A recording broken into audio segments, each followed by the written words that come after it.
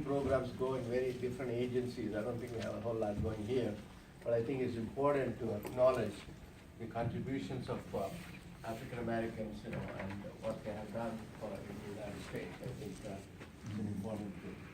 And also, it happens to be the Engineers Week, International Engineers Week. And, all right, so we got it.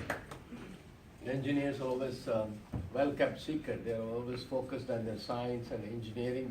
They don't talk about, they're not looking for publicity, they're not doing it, and somebody else gives them the publicity. They're not into PR, that's the problem. But I think it's important to be proud of your profession, because if you don't have the fundamental research, you don't have the scientists, and the scientists taking the work forward and then making it applied research, and engineers make things. Whether you are a civil engineer, you are a structural engineer, you're mechanical, electrical, chemical, or electronics engineer, communication engineer, we all play a very important role. And BPU oversees a lot of the services that are provided by the public utilities.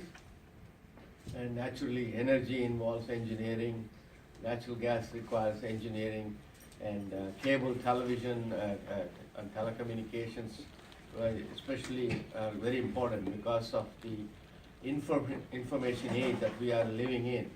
And a lot of exciting things are happening, and we are waiting for the 5th generation 5G wireless signal that is coming up, and a couple of years it's going to take. I think there's a lot of progress that has been made, and United States was the first nation to put a man on the moon, literally a man, because there were no women flying at that time. So, and because of all the research that NASA invested in, we have the electronics, the price of electronics have come down so much that we can take these smart devices and put them in our pocket, which has such a tremendous computing power that is there. And today, we have Mike Hornsby is going to be talking about how we are going to make an impact for the future generations in terms of addressing some of the challenges that the climate faces, the climate challenges related to climate, whether it's, we have made tremendous progress in terms of reducing the oxides of nitrogen, they're called NOx, and oxides of sulfur, which are called SOx, and then you have the other greenhouse gases, whether it's methane, carbon dioxide. So one of the major issues that we have to address is that the carbon that is generated because of the fossil fuels in the vehicles. And so there is a lot of talk about hybrid vehicles. I saw hydrogen fuel cells vehicles, at least I saw Toyota had a vehicle like that. And trying to see how we can look into the future, how we can reduce our dependence on fossil fuels, because fossil fuels are very finite. Eventually, you don't have that much. After you finish one well, you have to move to the next well, whether it's a natural gas or oil. And having an important thing like new developments and new research that is and new innovations in the area of transportation is very critical. New Jersey is one of the states.